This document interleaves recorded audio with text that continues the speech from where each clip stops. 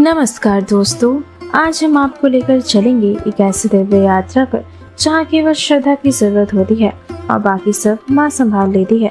यह कहानी है माता वैष्णो देवी की महिमा की, जो न केवल एक देवी की गाथा है बल्कि हर भक्त के जीवन में चमत्कार की अनुभूति है।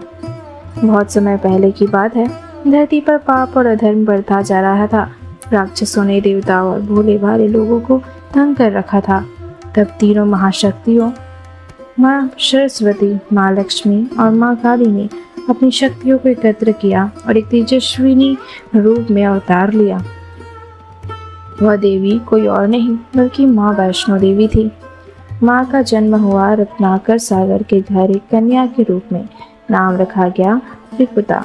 बाल्यावस्था से ही वह साधना और तप में लीन रहती। उन्हें सांसारिक वस्तुओं से कोई लगाव नहीं था। जब उनकी उम्र 9 वर्ष की हुई, उन्होंने अपने पिता से आज्ञा मांगी। पिताश्री, मैं इस जीवन का उद्देश्य जानना चाहती हूँ। मुझे तपस्या करनी है, मुझे आत्मज्ञान चाहिए। पिता आश्चर्य में पड़ गए, लेकिन बेटी की दृढ़ता को देखकर उन्हें अनुमति देनी ही पड़ी। त्रिकुटा जंगलों में चली गई। त्रिकुट पर्वत पर उन्होंने कठिन तपस्या शुरू की। उपवास, ध्यान, प्रार्थना और जप। उनकी साधना से धरती और आकाश तक स्तंभित हो चुके थे। उनकी भक्ति से प्रसन्न होकर भगवान विष्णु स्वयं प्रकट हुए। भगवान विष्णु ने कहा, हे देवी, तुम कौन हो, क्या चाहती हो? त्रिकुटा ने हाथ जोड़कर कहा, प्रभु, मैं तो बस आपको पाना चाहती हूँ। आपको ही अपना जीवन साथी मानती हूँ। भगवान विष्णु मुस्कुराए, इस जन्म में नहीं, अगले कलयुग में जब मैं राम के रूप में जन्म लूंगा, तब मैं तुम्हें स्वीकार करूंगा। यह कहकर भगवान अंतर्ध्यान हो गए। इसी बीच एक तक तांत्रिक और योद्धा भैरवनाथ, जो गुरु गोरखनाथ का शिष्य था, माँ त्रिकुटा की शक्ति से प्रभावित हो गया, लेकिन उसका मन दूषित था। वह माँ को पत्नी बनाना चाहता था। माँ ने कई बार समझाया, है भैरव, मेरी साधना को भंग मत करो।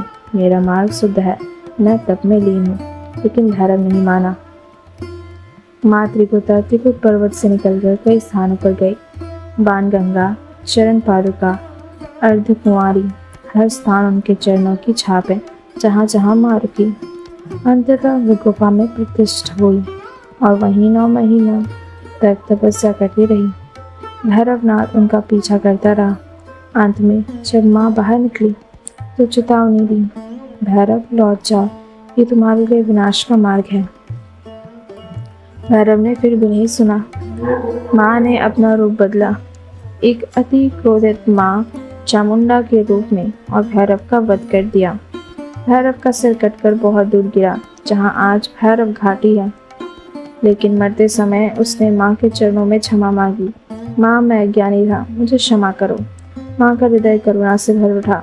उन्होंने कहा, भैरव, तुमने मुझे देवी रूप में पहचाना।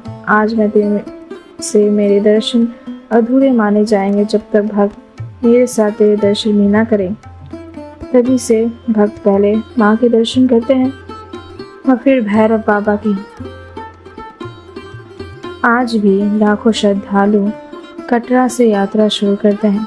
बाणगंगा से माँ के आशीर्वाद का जल लेते हैं। चरण पादुका में माँ के पैरों के निशान देखते हैं। अर्धकुंवारी में माँ की गुफा में प्रवेश करते हैं और अंततः पहुँचते हैं भव्य माँ के दरबार में। गुफा के भीतर स्थित है 3 पिंडियाँ, महाकाली, महालक्ष्मी और महासरस्वती, जो माँ वैष्णो के त्रिगुण रूप का प्रतीक है।